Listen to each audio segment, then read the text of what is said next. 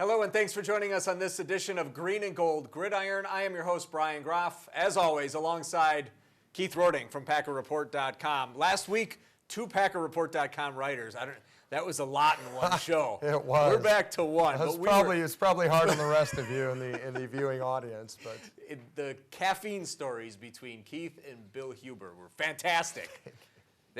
I'm glad that we had him as a guest because we really took a look back at that Packers season and looked a little bit ahead into the offseason. So, of course, the Packers didn't play over the weekend. So what did you do? Man, I never know what to do with myself, but luckily kids had off a couple days of school, went down to the Dells, hit some indoor water parks. So, little Holland tornado. That was the big slide. And your son says you screamed. I out of excitement, not fear That's at what all. It was. Not fear at all. Well, we're going to have a little bit different format in our show this week. We're going to have Jana Wimmer, who was part of our show last year. She lives in Carolina Panthers territory. So we will chat with her about that, as well as the NFC North, because she's still following it very closely. We have a Vikings fan who is a Green Bay Packer correspondent living in Panther country. So that's snowing. That's a lot for one show. It's snowing there like it's north central Wisconsin. So Perfect. She can tell us all about that. We also have an Edgar native who had a fantastic career at UW-Stevens Point. Did something really cool, played in the Dream Bowl. Part of that was a combine, so he got a chance to get measured and do some of those things with the testing in front of the scouts for the Canadian Football League and the National Football League. So we have some cool things, once again showing the variety of our show that continues to roll on. Even though the Packers season Packers is all are done playing, we're not. So we are going to keep going. And there were 2 conference championship games, and real quickly, we're not even going to get into pick'ems until later on in the show. What impressed you, or what stood out about these 2 games for you? I didn't think the Broncos had it in them. Again, that defense was legit. I mean, they played a really good defense all year, but I thought they had one of their best performances. Von Miller, who pulled out of the Pro Bowl now, obviously, and replaced by Julius Peppers. He had a great game, great interception. Peyton Manning, he can't be the Peyton Manning we know every game for a whole season. He can do it for a drive here and there. And Carolina, oh man, they roll on that defense. Cam Newton from the pocket, Cam Newton on the run, and Carson Palmer. Oh, my goodness. All the interceptions Sam Shields couldn't hang on to, everybody in a Panther uniform sure was. Every single time he'd get out there and turn it over. Yeah, a lot of turnovers there. Yeah. And, going back to the Broncos defense, they really got after Tom Brady. And they really pressured him and put him on the ground as well. That's the M.O., hit him. He doesn't like to get hit, so get in his face, hit him, get some arms up there, and, just great defense again. Great coverage. So in the meantime, as teams get ready to play in the Pro Bowl, the Packers coaching staff will head down there. We're going to talk more about the NFC North with Jana Wimmer, and that's going to come up after this break. Let's bring in Jenny Ritchie. And Aaron Karlen is our special guest in studio this week, and you will have Titletown topics for him. Well, hey, Keith. Hey, good to see you. How's it going? Yes. I'm sure you were actually screaming out of fear. I heard a different report of that, by the way. Yeah, we're going to talk about his UWSP football career. We're going to just get to know him a little bit better. We're going to cover quite a bit. Like you said, the show is a bit different this week, so we're getting excited. Once again, the beauty of the show, wide variety of guests that we've had all season long, really, and focusing not only on the Green Bay Packers, but players from our area and their ties to the NFL. And we're talking with a young man who has some aspirations of continuing to play his football career after UW-Stevens Point. Much more to come here on Green and Gold Gridiron. Stick around, everyone. Jana Wimmer after the break. Brought to you in part by Hermaning Financial Group. Hermaning Financial Group strives to help you and your family reach your financial goals while demonstrating their core values of integrity, independence, and innovation. With offices in Wausau, Stevens Point, Manitowoc, and Wisconsin Rapids, proudly supporting the Boys and Girls Club. It's 3 p.m. For 50 million kids across America, school's out, and for a third of these kids, they're out on their own, out with nowhere to go and nothing to do. It's time to support the Boys and Girls Clubs. Great futures start here. Do you like to walk? You want to live longer? You will love square dancing. Friends you meet for life. Marvelous people. How does that meet people? I love it. Love it. I love square dancing. The fun, the family. Great variety of music. The camaraderie. You're young. It's fun. Try it, you'll like it. Call 715-544-7969 Visit WisconsinSquareDancing.com for more information. First lesson free, singles and couples welcome. When disaster strikes, water, fire, storm damage, and even mold, we take care of them all. Anytime, day or night, 24 hours, 7 days a week. Quality service and customer satisfaction are top priorities. Tell your insurance company you prefer North Star Cleaning and Restoration. And remember, don't just get it clean, get it North Star clean. NorthstarCleaning.net. Welcome back to Green and Gold Gridiron. I'm Brian Groff alongside Keith Rordink, and it's time for us to welcome in a familiar face to this very show. Hello. A member of the team last year, of course, a standout hockey player, hockey coach, reporter, editor, producer, anchor, and a new mom. How's that for an introduction? Extraordinaire. Jana You're making Wimmer. me sound good. You're making me sound pretty good over there. Thank you. That was right off the top of my head. You now live in North Carolina, so we were just talking about how a Minnesota native who lived in north central Wisconsin then moved on to North Carolina, and now you carried winter there with you. Apparently I did. Everyone was mad at me, but it was like the world was ending here. Schools were still closed today from the snow on Friday, and it was 55 degrees yesterday, and all the snow melted, but of course, they don't have a lot of salt trucks and things down here, but it was fun. All the neighborhood kids were sledding and thought it was awesome, so it was a fun couple days to have a little bit of winter down here. You can give driving instructions, too. You can add that to your resume. I could probably hold a class about driving in the snow, and I could make some money on the side. That's a good idea, Keith. I like it. And your ice skates are probably close by.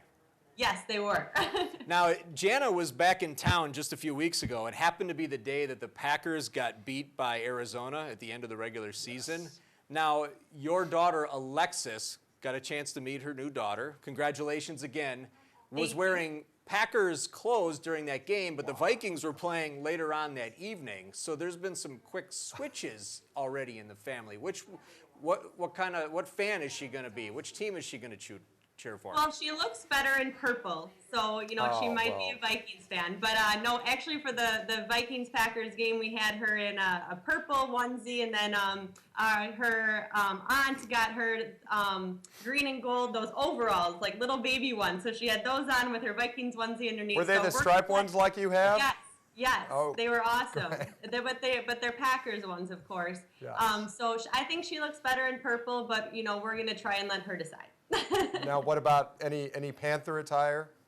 We have no Panther attire yet in this household. We did not jump on the bandwagon yet. Do they have to win the Super Bowl for you to commit to, like, buying a little Panthers jersey, or? I don't know what it's going to take. I don't think my husband will buy any no matter what. So we'll have to see. But it would be a tough sell in this household, I think, although we've heard a lot about them the last couple weeks. Yeah. Let's talk about that team. You and I have talked throughout the season, and I'm amazed that the Panthers only had one loss. I thought a couple times they would lose some games throughout. Obviously, they're going to the Super Bowl. Cam Newton looks like the MVP. What's the reaction in that area from fans? Are they really jumping on board? Has it been that way throughout? Are they feeling good about this team?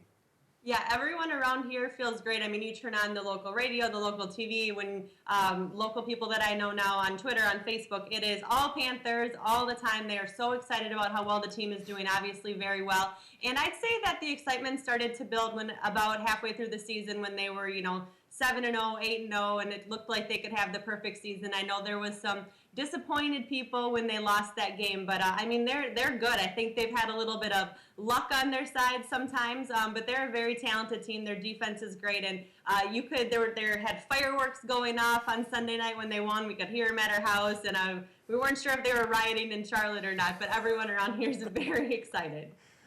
Now, I don't know if you've been to any games at all, but being a Viking fan, having lived here in Packer country, now you're down in Carolina. How does that fan base compare? I mean, we're not gonna assume that it's anything like Packer Nation up here, but what have you seen as far as just the fans getting behind the team? And again, this is kind of new. It's been a long time since they were at the Super Bowl. Mm-hmm. Yeah, I mean, I haven't gotten a chance to go to a game yet this year. Hopefully next year we might be able to catch one. But it seems, I mean, it's not to Green Bay's level, but it's very much a united community around here. It seems everyone's really excited.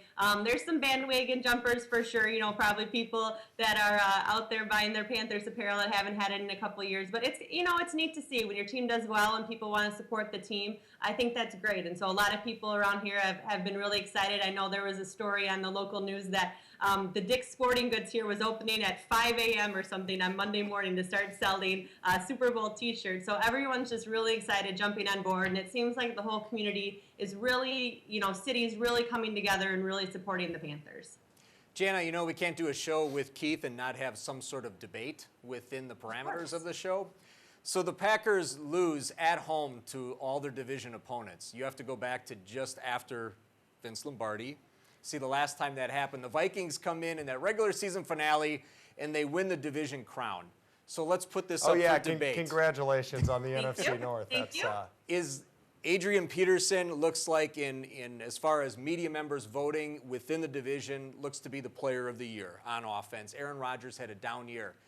What do you see? We'll open it up to you first. Is this a changing of the guard in the NFC North? Is it shifting because of the young talent coming together in Minnesota? Or is it a matter of the Packers just having that down year and they're going to bounce back?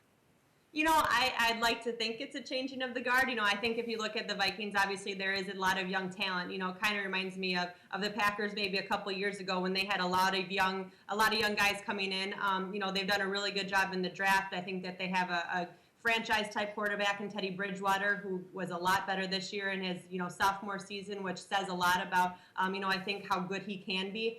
Adrian Peterson may be getting a little old, but had a really great year this year. And I just see a lot of young talent. Look at Stephon Diggs, who had a breakout year at receiver in his rookie year. I think that there's really a chance for them to be successful for a couple years. But, you know, it's the Packers, and no matter what, they're going to rebuild. I didn't think that was a real question about the changing of the guard until you finished. I thought that was just for Jana, but we know what time of year it is, and you mentioned about hearing fireworks. You're sure it wasn't just the engines and the roar of NASCAR starting up in North Carolina, because you're heading off the Speed Weeks pretty soon?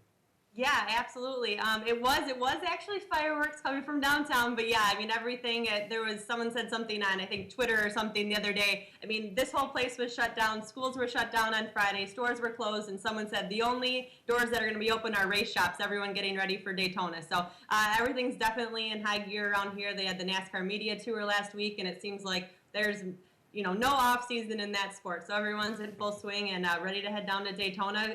Chris and I will be headed down there in a couple weeks for about 10 days. So hopefully it'll be nice and warm for us. That sounds exciting. Should be good. So, of course, Super Bowl and then Daytona 500 follows right after that. Jana Wimmer, thanks so much for taking the time to join us. And we finally had a chance to do it. I know we talked about it throughout the year, and it's fun to have you on the show again. Thank you, Jana. Thank you, guys. Good to see you. Good to see you, Jana. Take care. All right, we'll see you later. We're going to take a break. We'll come back, and we will bring in Aaron Karlen, our special guest. Hi, I'm Joan London. When I needed to find senior care for my mom, I really struggled to find the right fit. That's why I recommend A Place for Mom, the nation's largest senior living referral service. They have advisors that can help you find the right senior care at no cost to you. There's a place for answers, A Place for Mom. If you're struggling to find reliable senior living information for your mom or dad, call 800-452-3594. Things break all the time, and glue never works. What you need is Laser Bond USA, the amazing liquid plastic that fixes virtually anything in as little as 3 seconds. Laser Bond is not a glue, but a unique liquid plastic that only hardens with the UV light. Now fill in plumbing leaks in 3 seconds or less. Instantly repair kids' toys and keep playtime flying. The magic of powerful liquid plastic that hardens under ultraviolet light. The best part, the adhesive is made in the USA. Wow, that is fast. It bends, it's flexible. If you mess up applying, just wipe clean. No sticky residue. Call now to get Laser Bond USA for just $19.99 and receive this protective carry case free. But wait, we're gonna double the offer absolutely free and ship your order free. Call now. Call 1-800-504-3045 to get your Laser Bond USA. Call now or go to laserbondusa.com. So call 1-800-504-3045. Call now. Welcome back to Green and Gold Gridiron. Our guest this week excelled on the football field and baseball and wrestling at Edgar High School. Had a tremendous career at UW-Stevens Point. Now he's gained the attention of scouts in the professional football ranks. It's our pleasure to welcome Aaron Karlen to the show. Thanks for joining us. Thank you. Thanks for having me. Well, one of the reasons why I reached out to talk to you and to invite you onto the show was Dream Bowl. Tell us about that and what was involved with it, because it sounds like a lot of cool things were going on as far as the game, some other stuff involved as well, and like I said, some scouts were there taking a look at what you could do. It was a great experience to start the week off. I think we reported Wednesday or whatever, and they told us how it was going to go down. And then we had a combine on Friday, and that was put on by a sports training facility out there. We were in an indoor facility. There was like 3 50-yard fields of turf in there, and we did the regular combine testing stuff, and that all went well for me. And then we had the game on Monday, or practice Saturday, Sunday, and then the game on Monday, and everything worked out in my favor for that too. So no, it was a double overtime game. There was they broke you guys up into 2 squads, the Crusaders and the Patriots, right? Correct. Now you were on the Crusaders, so you guys lost, but you got after it. You had 2 sacks, a couple of tackles for losses, right? Yeah, it was a tough game actually, because those guys are there's some big dudes down there, that's for sure. And it's all divisions, right? Yeah, all divisions. So you couldn't afford the little mistakes you once had, playing here in Wisconsin. But it was a fun experience. Met a lot of great people, great guys that have some bright futures ahead of them.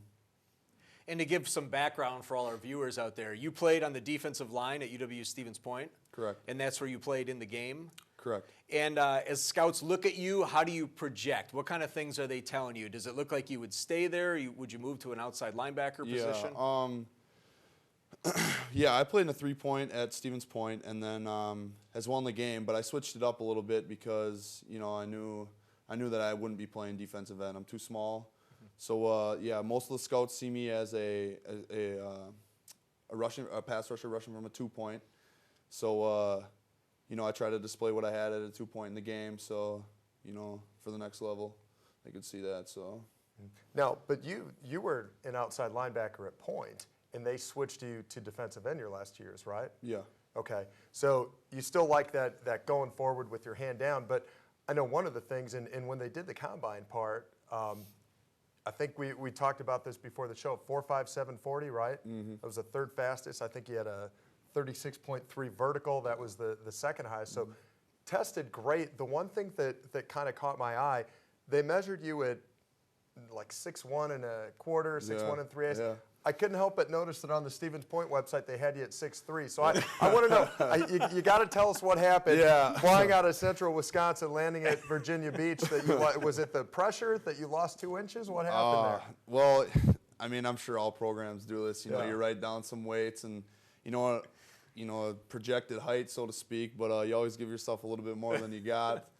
But we got measured there, and it just felt like they really made sure you were 6'1 1/4. Yeah. That's for sure. They didn't give me no extra centimeters. But that was pretty much the story behind that.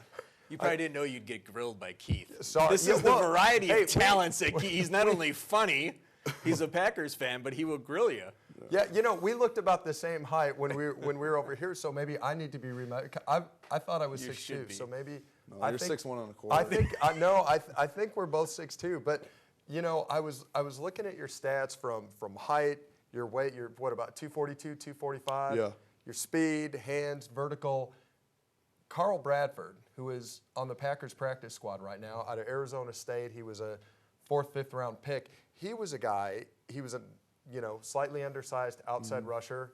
He probably thought he was 6'3" at one point. They measured him, but they moved him to the inside. Has anybody ever said that? I just mean with your athleticism, because I was watching highlights of you with my son, and one thing that really jumped off the screen was there were so many plays at Point where you maybe came in on the backside and somebody went around.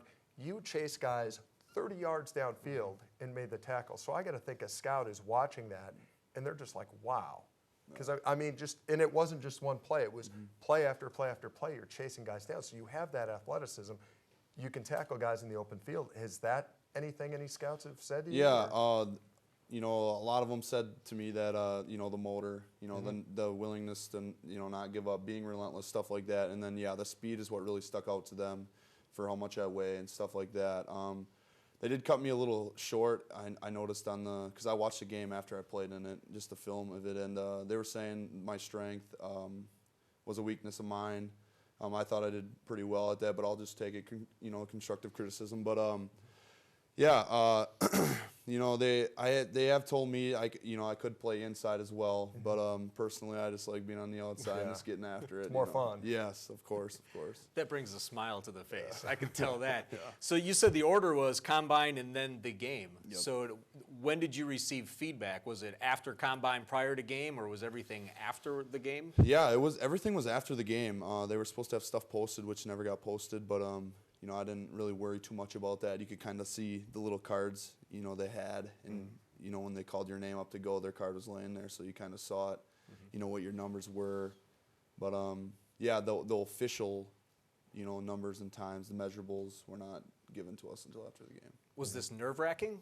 Yeah, a little bit. You know, leading up to the combine, I was a little nervous. You know, as everybody else would be, you'd think, and you know, I just told myself I worked hard for this. I never let anybody outwork me, so you have no reason to, you know, be nervous. There's nothing you can do, you know, a few days prior to a combine. You know, you put in the work. What's there is there. So. How'd you hear about this combine? Obviously, somebody reached out to you. Was it through the school? Or? Yeah. So during the season, like letters come in, you know, and they want you to play in all-star games, this and that. And actually, I had 7 all-star game invites. I only played in 2. Wow, what was the other one? I played in the one in Myrtle Beach. It was a senior classic. I was the MVP that game down there. And then this Myrtle Beach game, or this, Virginia Beach game. And yeah, you get them during the year. The person who runs the whole show, they have their recruits, and they just look up people and who they think are good enough to play in the games, and send you a letter. And who played in the one in Myrtle Beach? Was that across all divisions, or was that yeah, D3?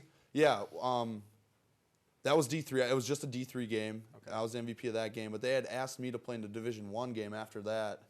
And I honestly would have, but we still had finals going on. So we had to drive 20 hours back, and I wasn't going to miss finals, but I would have loved to play with the D1 boys. Cause I had a great week of practice down there.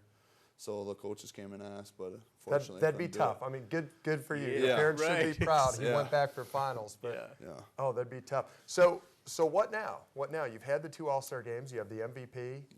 You look like you're in great shape. Yeah. What is next for you?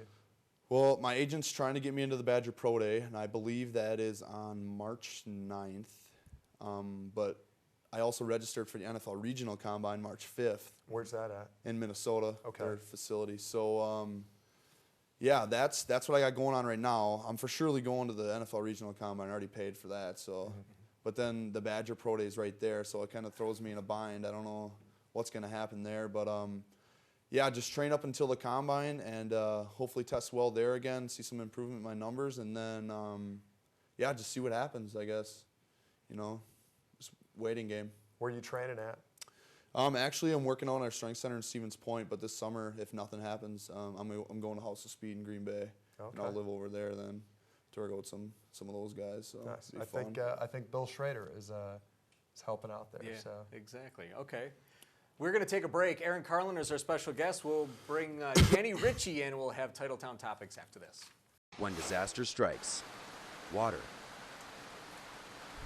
fire, storm damage, and even mold, we take care of them all. Anytime, day or night, 24 hours, 7 days a week. Quality service and customer satisfaction are top priorities. Tell your insurance company you prefer North Star Cleaning and Restoration. And remember, don't just get it clean, get it North Star clean. NorthstarCleaning.net. Hermiting Financial Group strives to help you and your family reach your financial goals while demonstrating their core values of integrity, independence, and innovation. With offices in Wausau, Stevens Point, Manitowoc, and Wisconsin Rapids, proudly supporting the Boys and Girls Club. It's 3 p.m. For 50 million kids across America, school's out, and for a third of these kids, they're out on their own, out with nowhere to go and nothing to do. It's time to support the Boys and Girls Clubs. Great futures start here. Time now for our final segment of Green and Gold Gridiron. Aaron Karlen and Jenny Ritchie, you can take it away with your Titletown topics. I'm back. Couldn't get rid of me that quickly. So you were captain of the UWSP football team this past year. So what is some advice that you've passed on to some of those younger players coming in? I mean, as a captain, you're a role model. So what would you hope that they've learned from you? You know, just the energy I brought to practice every day. You know, I was in their shoes as well. I honestly hated practice freshman and sophomore year. But, you know, you learn to love it because it's a lifestyle in college. And just, you know, a piece of advice would just be, you know, getting your playbooks because the faster you know that, the better chance you have to be on the field, that's for sure. Definitely. All right, do you have a favorite sports memory? If so, would you like to share that with us from any time in your life? Memory. Winning the state championship at Edgar multiple times, that was pretty sweet. But in college, I'd probably have to say our win sophomore year at Whitewater was a good one when we took them out of the playoffs, or eligible to the playoffs. Yeah. On the 4-sack game I had with the 8 tackles for loss, another good one. Yeah. Awesome. Well, that's what I have for today. All right. They're Did quick you and want to painless. ask about Taylor Swift? We learned Real behind quickly. the scenes that he loves Taylor Swift as much as I do. So there was a bonding moment that just happened. And not only Jenny that, did not get a guitar pick. I did at not get a concert, guitar pick so from Taylor Swift, but he did. Yeah, I pass did. rushing applied to a Taylor Swift concert, right. so that do not get in his way. Yeah. we kind of covered everything. Aaron Karlen, thanks so much for joining us. Our Thanks thanks for having goes me. out to Jana Appreciate Wimmer it. as well. Thank you. Real quickly on the pick'ems, we all went 1-1, and since there's one game left and I had a 2-game lead, I guess I clinched it. So that'll do it on that. Thanks for watching. I'm a We'll see you lock for next third, time. though, guys.